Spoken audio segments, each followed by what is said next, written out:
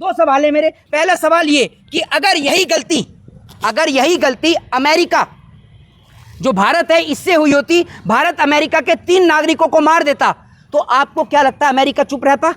सिर्फ इस सवाल का जवाब दीजिए, हाँ या ना में। नहीं रहता ना?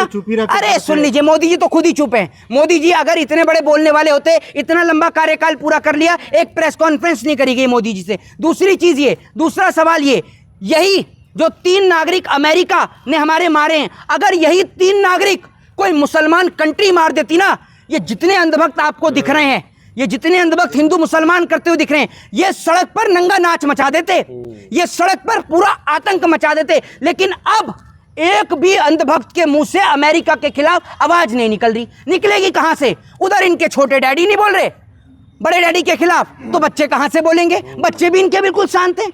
आदत है इन्हें गुलामी करने की भैया, और ये आज भी गुलाम है, ये आज भी गुलाम है। देश किसी एक समुदाय की वजह से आजाद नहीं हुआ। इस देश को आजाद कराने में सबका योगदान है।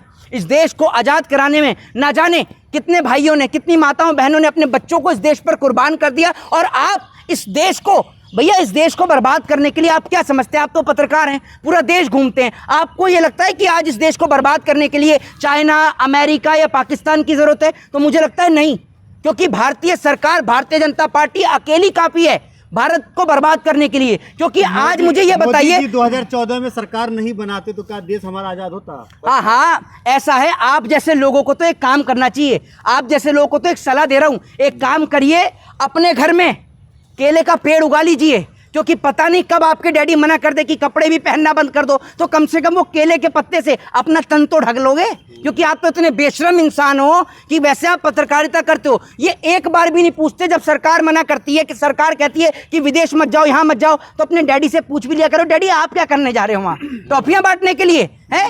आपकी विदेश नीति जो आप बताते हो ना कि विदेश में डंका, विदेश में डंका नहीं, इंटरनेशनल लंका लग रही है। ये भारत की स्थिति है भाई। आए दिन हमारे नागरिकों को मार दिया जा रहा है? हमारा प्रधानमंत्री कुछ बोल ही नहीं रहा, हमारी मीडिया जश्न मना रही है 12 साल का। आप ये भी तो दिखाओ 12 साल में कितनी बेटियों के साथ बलात्कार हुआ, 12 साल के अंदर कितनी मॉब लिंचिंग हुई, 12 साल के अंदर कितने किसानों ने आत्महत्या करी, 12 साल के अंदर कितने नौजवानों ने अपना रोजगार खोया। ये आप दिखा नहीं रहे। आप हिंदू मुसलमान करके लोगों के जो असली मुद्दे हैं उनको आप डाइवर्ट करने का काम करते हैं। मौज पर तो मोदी भक्त का भी बेटा मर गया, शर्मा जी का लड़का। किसका? नफरत फैलाते थे। देखिए मैं आपको एक चीज बताता हूँ। पहली बात तो ये है कि ऐसा है, किसी के घर का जब कोई सदस्य जाता है ना, आप ये कहते हैं कि वो नफरत फैलाते थे, जो फैलाते थे, हमें उनकी चर्चा नहीं करनी। उनके बेटे ने तो कभी बयान नहीं दिया, उनका बेटा शहीद हुआ है और पूरे देश के तमाम लोगों की उनके प्रति सांत्वना है। हम उनके परिवार के साथ खड़े हुए हैं। पहली चीज तो ये जो ये कह रहा था कि पूरा गाजा से जो है, देखिए मेरी बात सुन लीजिए। एक आदमी को अकल जब आती है जब ठोकर खुद को लगती है, समझ रहे हैं? इस देश के अंदर आज क्या हो रहा है? इस देश के अंदर जब एक आम आदमी का घर टूटता है तो बहुत सारे लोग खुशियां मनाते हैं। हो क्या रहा था? जब मुसलमानों के घर पर बुलडोजर चल रहा था तो तमाम अंधभक्त खुशियां मना रहे थे।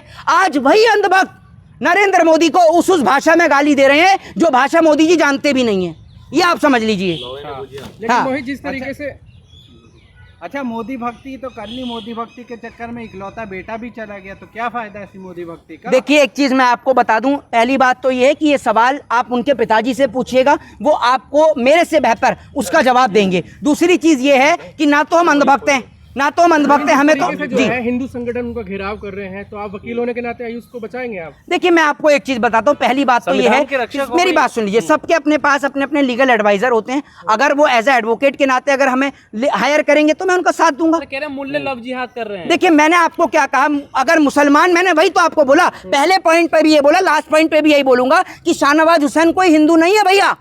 शाहनवाज हुसैन कोई हिंदू नहीं है। शाहनवाज हुसैन ने एक हिंदू लड़की से शादी करी है भाई। आप शाहनवाज हुसैन को भी बोलो कि वो अपनी वाइफ को छोड़ेगा क्योंकि वो हिंदू धर्म की लड़की है, आप उसको भी वापसी कराइए। मुख्तार अब्बास नकवी के घर में जो लड़की है वो भी हिंदू परिवार की है, उसको भी। भाई चला गया मुल्लों के पास। अरे भैया जो एक बात आप मुझे बताइए, जो भारतीय जनता पार्टी के मूल्य, ये मूल्य नहीं है, ये मुझे आप बताइए, ये हिंदू हो जाते हैं क्या?